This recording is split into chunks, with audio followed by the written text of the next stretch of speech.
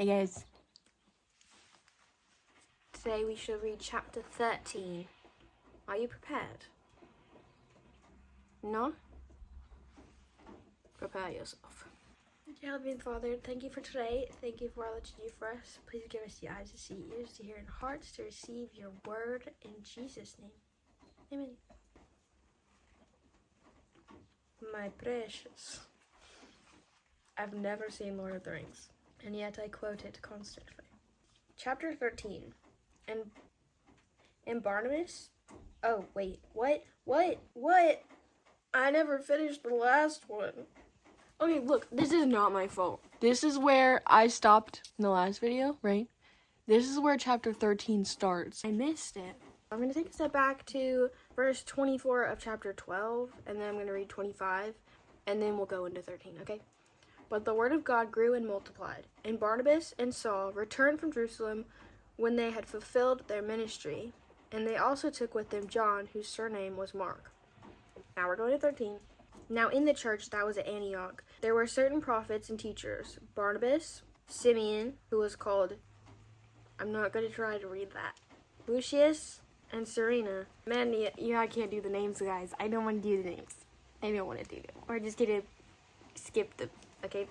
Because you could read too. You look at the names and you'll know who had been brought up with Herod. Why did I want to say the Tesseract? This is not an Avengers movie.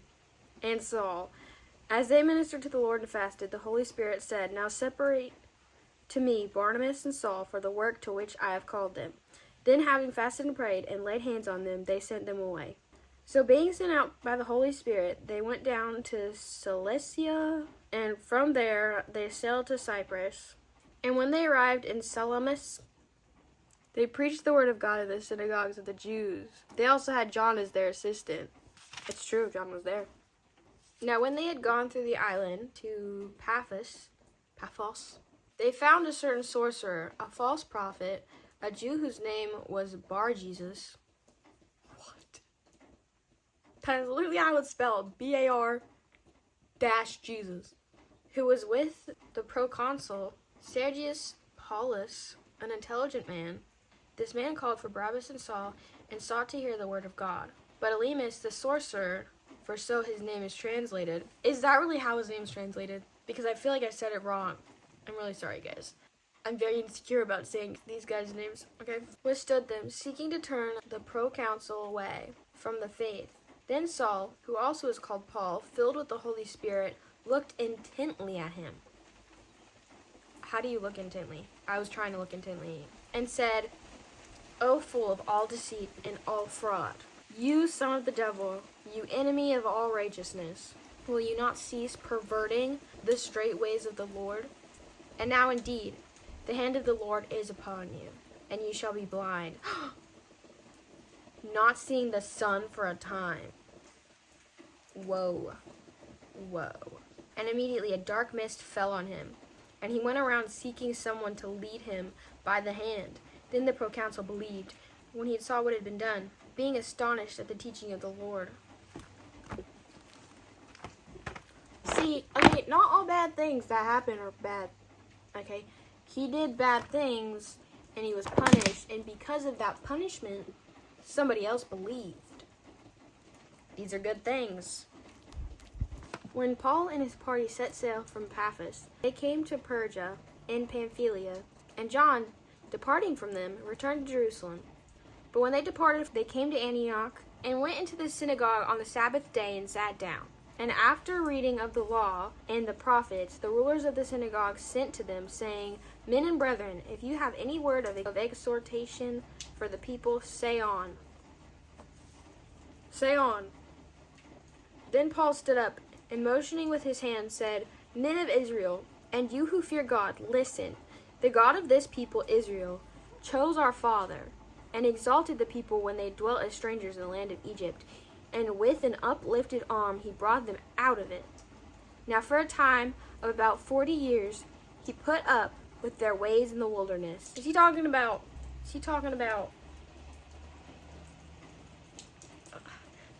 Egypt? What's his name? It's not in my mind right now. I don't want to say Moses. Say Moses. Right. Okay. And it was Moses. Moses led them out of Egypt. Right? I'm having a brain fart. Noah built the ark. Moses got them out of Egypt. Was used to get them out of Egypt, not got them out of Jesus. Not got them out of Egypt. That was God. But he used Moses. Well, I just distracted myself. Now for a time of about 40 years, he put up with their ways in the wilderness. And when he had destroyed 7 nations of the land of Canaan, he distributed their land to them by allotment. And after that he gave them judges for about 450 years, until Samuel the prophet. And afterward they asked for a king. So God gave them Saul, the son of Kish, a man of the tribe of Benjamin, for 40 years. And when he had removed him, he raised up for them David as king, to whom also he gave testimony, and said, I have found David, the son of Jesse, a man after my own heart, who will do all my will. From this man's seed, according to the promise, God raised up for Israel a Savior, Jesus. After John had first preached, before his coming, the baptism of repentance to all the people of Israel. And as John was finishing his course, he said, Who do you think I am? I am not he, but behold, there comes one after me, the sandals of whose feet I am not worthy to loose. Men and brethren, sons of the family of Abraham, and those among you who fear God, to you the word of this salvation has been sent.